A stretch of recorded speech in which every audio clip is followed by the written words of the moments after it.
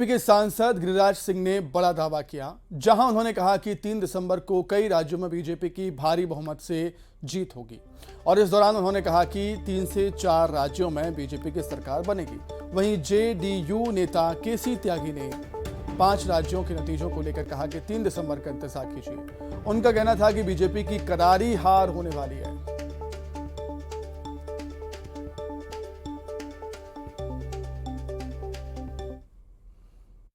3 दिसंबर को भारतीय जनता पार्टी की भारी बहुमत से राज्यों के बहुमतों से जीत होगी। हम इस पर नहीं कुछ बोलते कि 5 में से, लेकिन मुझे 5 में से 3 तो मस्ट जीतूंगा, 3 से 4 नहीं। मुझे परसों का इंतजार है और मेरी इच्छा भी है और मेरा आंकलन भी है कि भारतीय जनता पार्टी की पराजय होगी। 2014-2019 में प्रधानमंत्री ने जो दावे और वायदे देश की जनता से किए थे, जनता के एक बड़े उत्साह और उमंग के साथ उनको विजयी बनाया था। लिहाजा इस पराजय से इंडिया गठबंधन का हौसला बुलंद होगा और 2024 के विजय की पटकथा लिखने का सिलसिला भी प्रारंभ होगा।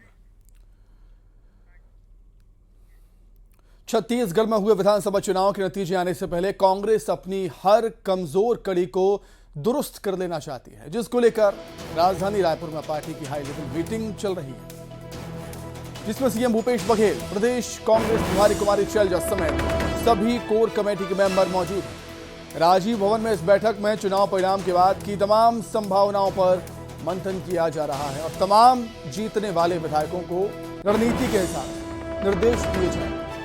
गौरतलब है कि पार्टी ने अपने सभी प्रत्याशियों को चुनाव जीतने के बाद तुरंत ही सर्टिफिकेट लेकर रायपुर पहुंचने के निर्देश दिए हैं।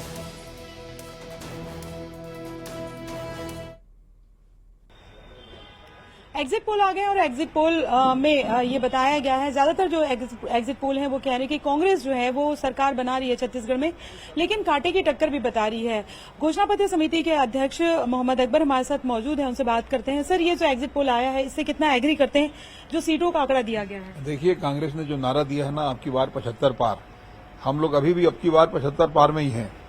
और जो घोषणा पत्र बना है और जिस प्रकार से वो आकर्षक रहा है, कर्जा माफी के बारे में बात हुई है, 3200 रुपये के हिसाब से धान खरीदी के बारे में बात किए हैं, महिला स्वयं सहायता समूह का कर्ज माफी का बातचीत किए हैं और स्वास्थ्य के बारे में 5 लाख से जो बीमा है 5 से बढ़ाकर उसको 10 लाख किए हैं, 200 यूनिट बिजली का फ्री किए हैं और जो 7,000 रुपये सालाना भूमिहीन लोगों को दिया जाता था उसको 10,000 दिए हैं।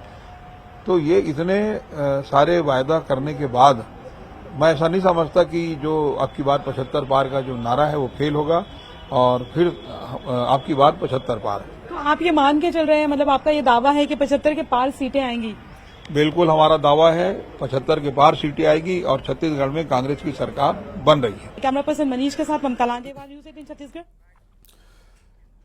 तो एक तरफ रायपुर में कांग्रेस की बैठक हो रही है, वहीं दूसरी तरफ पूर्व सीएम डॉक्टर रमन सिंह ने राजनांदगांव में एक बैठक की, जिसमें उन्होंने कहा कि एग्जिट पोल के नतीजे के हिसाब से प्रदेश में बीजेपी पूर्ण बहुमत से सरकार बनाने जा रही है। उन्होंने आगे कहा कि प्रदेश में कांग्रेस का ग्राफ गिर रहा है और कांग्रेस के 75 सीटें जीतने का दावा फेल होता हुआ नजर आ रहा है।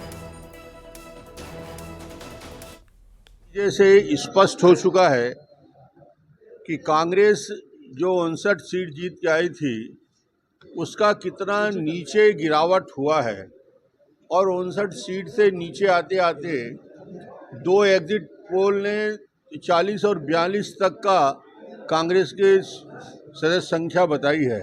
इसका मतलब है 69 से 42 और 40 तक आ गए। दूसरी तरफ भारतीय जनता पार्टी है, 15 विधानसभा सीट जीतने से आगे बढ़ते बढ़ते 48 और 46 दिखा रहा है। दुर्ग जिले के पाटन विधानसभा सीट से सीएम भूपेश बघेल के खिलाफ बीजेपी प्रत्याशी विजय बघेल ने बड़ा दावा किया। उन्होंने कहा कि पाटन से मुख्यमंत्री भूपेश बघेल चुनाव हार रहे हैं। बिलासपुर पहुंचे बीजेपी सांसद और विधानसभा प्रत्याशी विजय बघेल ने कहा कि बीजेपी स्पष्ट रूप से सरकार बनाने जा रही है। वहीं उन्होंने पाटन से प्रत्याशी और जोगी कांग्रेस के प्रदेश अध्यक्ष अमित जोगी पर कुछ भी बोलने से मना कर दिया। विजय बघेल ने कहा कि मतदाताओं ने अपना आक्रोश ईवीएम के जरिए दिखाया है, जो 3 दिसंबर को मतगणना के बाद सबको दिखेगा। विजय बघेल मां महामाया देवी के दर्शन करने के लिए बिलासपुर पहुंचे हुए थे। अब मैं क्या कहूँ एग्जिट पोल के बारे में। ठीक है, उनका आकलन होगा, लेकिन धरातल में अगर जाएं तो भारतीय जनता पार्टी की स्पष्ट बहुमत के साथ सरकार बन रही है और पाटन क्षेत्र से मुख्यमंत्री चुनाव हार रहे हैं। भारतीय जनता पार्टी चुनाव जीत रही है।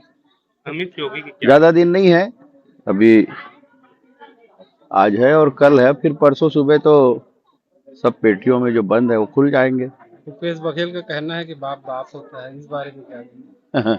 मैं बड़ा बाप। अमित योगी अब उनका अहंकार बोल रहा है,